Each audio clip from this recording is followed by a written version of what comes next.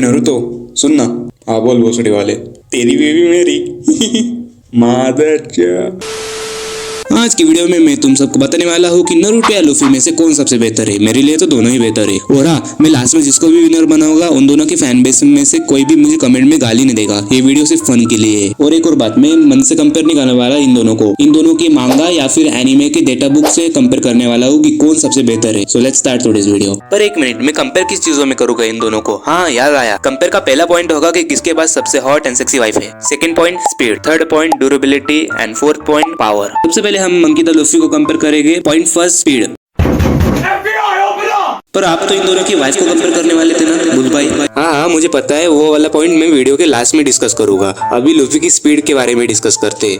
Luffy की speed बोले तो बहुत फास्ट है, क्योंकि लूफी ने डॉज किया है लाइटनिंग स्ट्राइक्स को, जो कि इतने फास्ट है दूसरे लोग देख भी नहीं सकते उस स्ट्राइक्स को। और लूफी का गियर 5 आने के बाद लूफी की स्पीड तो और भी बढ़ गई है। कितनी बड़ी हो गई गेस कर सकते हो? Let me tell you, faster than speed of light. अभी मैं जो पॉइंट बताने वाला हूँ वो ऑप्शनल पॉइंट है। वन पीस का वर्ल्ड कितना बड़ा है। जो भी न्यू एनिमे वॉचर्स है या फिर वन पीस की सीरीज देख रहे हैं उनको तो पता ही होगा कि वन पीस का वर्ल्ड कितना बड़ा है। नहीं पता? मैं बता देता हूँ। वन पीस का वर्ल्ड सन के साइज जितना है। और मुझे ये सब कैसे पता? मुझे ये सब पता है बर्डमैन की वजह से। और बर्डमैन कौन है? बर्डमैन का रियल नेम है मार्को। ये वाला नहीं, ये वाला। मार्को भाई साहब ने बोला है कि वन पीस में 10 से लेके 20 मिलियन तक इसलैंड एग्जिस्ट करते हैं। और हाँ, इस इसलैंड की साइज छोटी नहीं है, बहुत ही बड़े इसलैंड रहते हैं। अलाबास्ता का ये एग्जांपल ले लो। हाँ, अलाबास्ता एक इसलैंड ही है। अलाबास्ता में जो रिवर जाती है उसकी वाइड रेंज ही 50 किलोमीटर है। तो तुम इससे ही अंदाजा लगा सकते हो कि वन पीस का वर्ल्ड कितना बड़ा है। लूफी जब गियर 5 में जाता है तो वो अपने सराउंडिंग को जो चाहिए उसमें बदल सकता है। काइडो का एग्जांपल ले लो। काइडो को तो उसने जंपिंग रोप बना दिया था और उसके साथ खेल भी रहा था। पर क्या नारुतो लूफी को हरा पाएगा? Let's start with Naruto.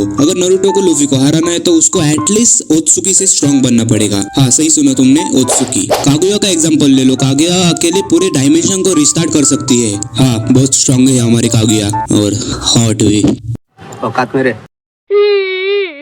और मोमोशिकी ऐसे डायमेंशन बनाता है जिसमें मल्टीपल सोलर सिस्टम हो। और एक और बात, नारुतो में चाकरा कितना है? जो 3 ओत्सुकी पहले स्टार्टिंग में आए थे उनसे तो ज्यादा ही है। और मादारा का एग्जांपल ले लो। मादारा जब कागुया का चाकरा चूस रहा था, ले रहा था, उसके वजह से वो एक्सपांड होने लगा था। पर नारुतो का चाकरा तो कागुया से भी ज्यादा है। तो नारुतो की ड्यूरेबिलिटी बहुत ही खतरनाक है। नारुतोस बारेन मोड। बारेन मोड की पावर न्यूक्लियर फ्यूजन से आती है। और जिसको न्यूक्लियर फ्यूजन नहीं पता, मैं बताता हूँ। न्यूक्लियर फ्यूजन यानी कि जो सन पावर प्रोड्यूस करता है उसे न्यूक्लियर फ्यूजन बोला जाता है, सिंपल भाषा में। नारुतो सास्के की इटर्नल मांगी हुई शारिंगन को भी फेल कर रहा था, सिर्फ स्पीड के अंदर। जब इसके अपनी रॉड को यूज कर रहा था फुल पावर के साथ, तो सास्के को उसको देखने में भी प्रॉब्लम आ रही थी उसके रॉड को। पर नारुतो उसको उठा के साइड में रख दे रहा था। इतनी स्पीड है हमारे नारुतो में। लास्ट पॉइंट जिसका तुम सबको इंतजार था, इन दोनों की वाइफ में से कौन सबसे हॉट है? तो वो है बोहानकॉक।